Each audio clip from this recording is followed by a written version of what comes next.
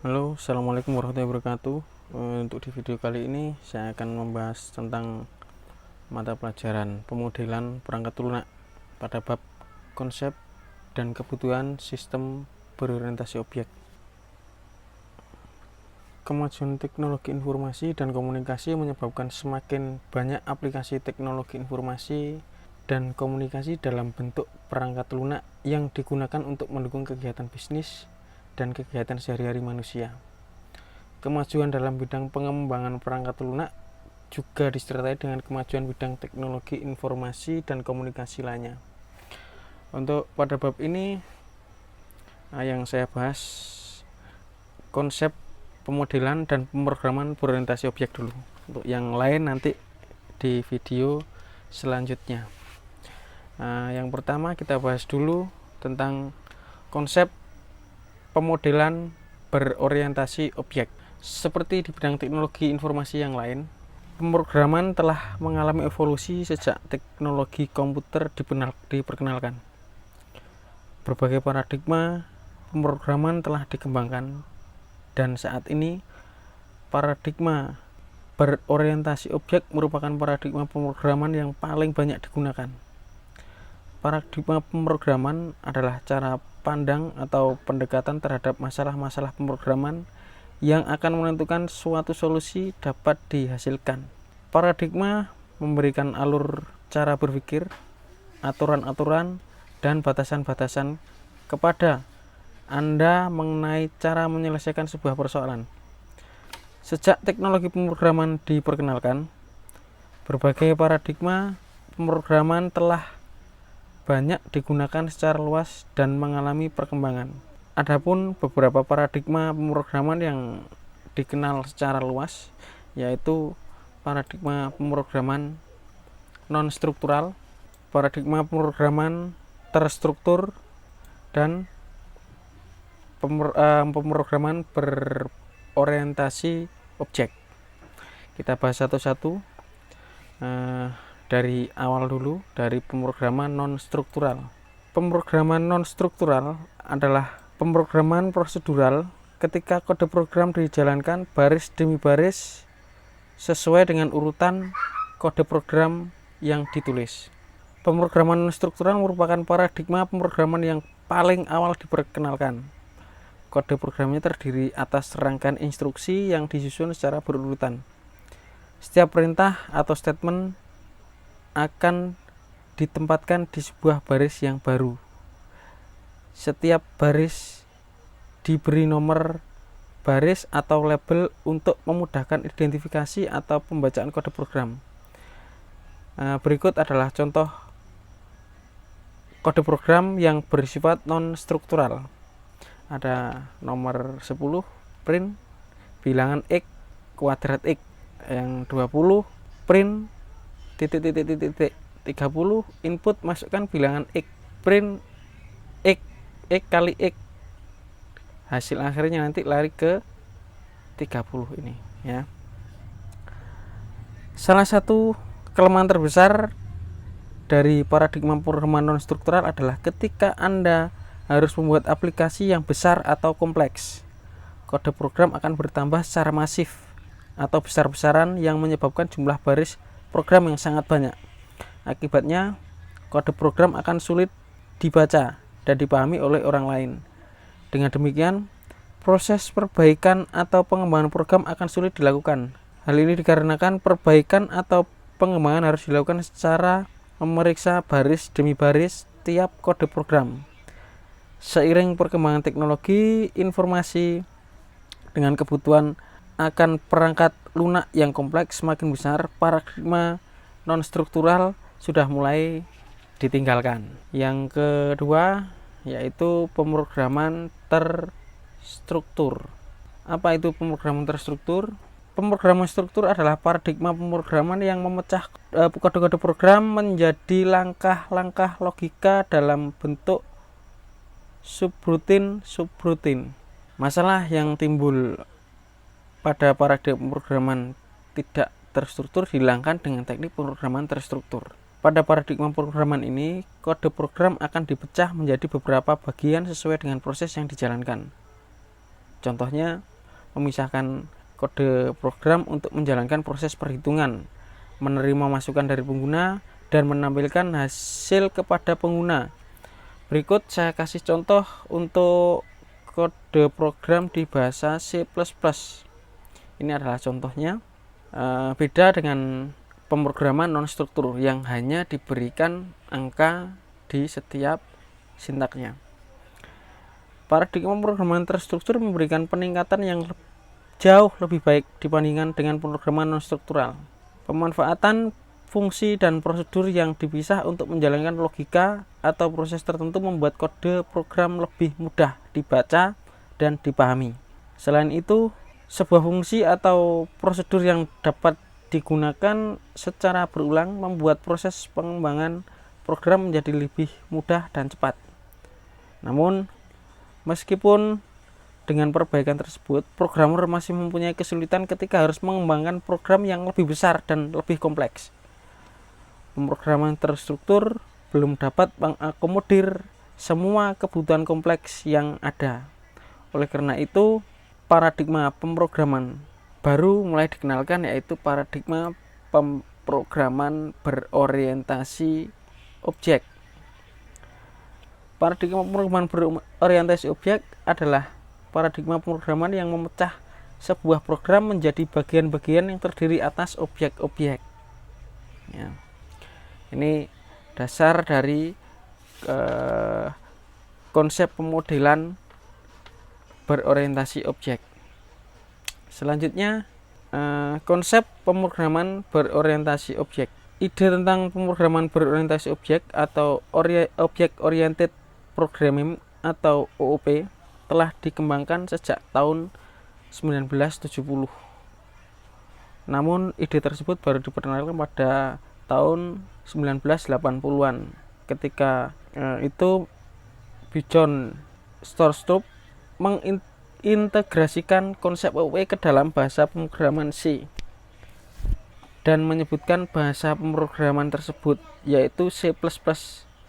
Bahasa pemrograman C++ kemudian menjadi bahasa pemrograman pertama yang mengakomodir paradigma OOP dan digunakan secara luas untuk penggunaan komersial. Paradigma pemrograman berorientasi objek didasarkan pada beberapa prinsip yang mendasari proses sebuah perangkat lunak dibangun. Prinsip-prinsip tersebut perlu Anda pahami dengan baik. Adapun prinsip-prinsip tersebut adalah yang pertama, objek, kelas, abstraksi, enkapsulasi, inheritance, polimorfisme.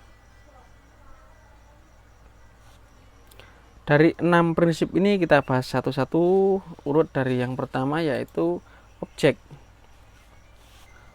Objek adalah suatu yang menjadi fokus perhatian Anda.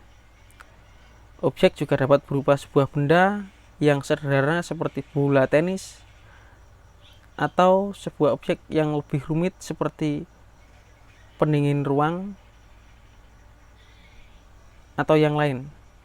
Objek dapat juga berupa sebuah benda yang jauh lebih kompleks seperti pesawat udara.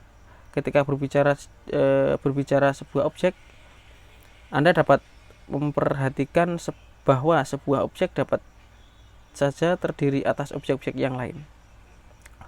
Objek-objek yang lebih sederhana seperti lampu belajar terdiri atas beberapa objek yang lain.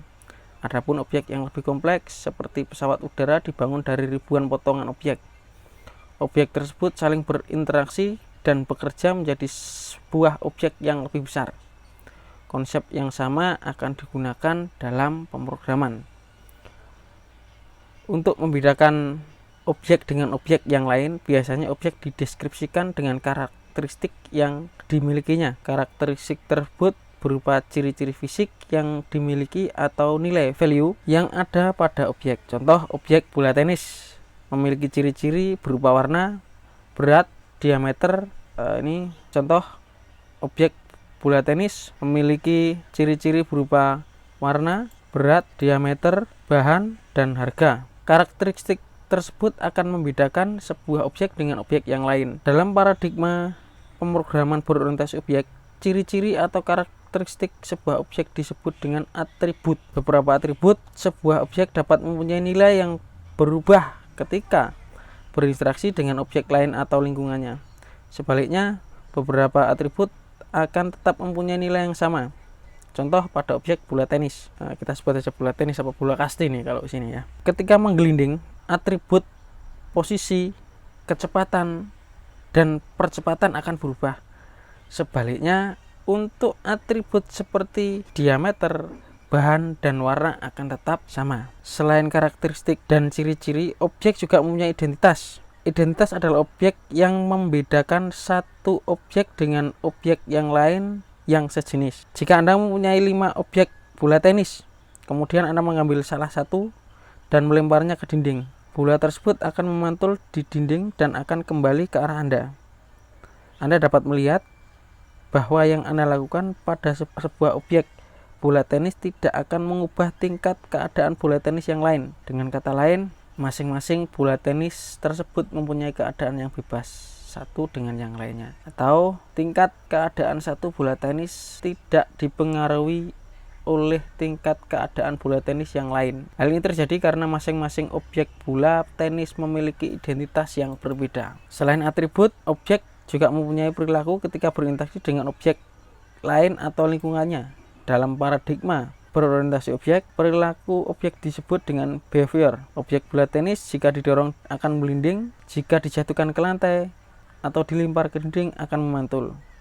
Menggelinding dan memantul tersebut merupakan contoh dua perilaku sebuah objek bola tenis. Perilaku tersebut belum tentu dimiliki objek yang lain. Sebuah contoh, kotak kardus atau bola besi tentu mempunyai perilaku yang berbeda dengan bola tenis tersebut. Sebuah objek kotak kardus tidak akan mempunyai perilaku menggelinding ketika didorong di lantai dan tidak akan memantul jika dijatuhkan atau dilempar ke dinding. Sebaliknya, sebuah bola besi tetap dapat mempunyai perilaku menggelinding ketika didorong ke lantai, tetapi tidak akan mempunyai perilaku mantul ketika dijatuhkan dari ketinggian atau dilempar ke dinding. Pada kehidupan sehari-hari, mungkin Anda dapat mengamati bahwa perilaku sebuah objek akan mempengaruhi cara objek tersebut berinteraksi dengan lingkungannya atau objek lainnya. Anda dapat melihat objek kucing mengeong, berguling, dan melompat ke pemiliknya. Perilaku yang sama tidak akan Anda temui pada objek kelinci, meskipun keduanya adalah binatang peliharaan dan dipelihara oleh pemiliknya yang sama. Hal ini dikarenakan perilaku seekor objek kucing bukanlah perilaku dari seekor objek kelinci. Hal yang sama akan berlaku di dalam program komputer. Perilaku sebuah objek akan menentukan cara objek tersebut berinteraksi dengan objek lain. Dengan demikian, objek yang berbeda akan mempunyai perilaku yang beda dengan objek yang lain. Yang kedua, kelas. Kelas atau cetak biru atau blueprint atau template untuk membangun sebuah objek tertentu. Setiap objek yang ada di dalam sebuah program dibangun dari sebuah kelas. Sebuah kelas biasanya dibangun untuk membuat objek tertentu saja, karena aplikasi pada umumnya terdiri atas banyak objek. Sebuah aplikasi juga mempunyai banyak kelas. Namun, sebagai sebuah blueprint atau template, Anda dapat membangun banyak objek yang sama dari sebuah kelas.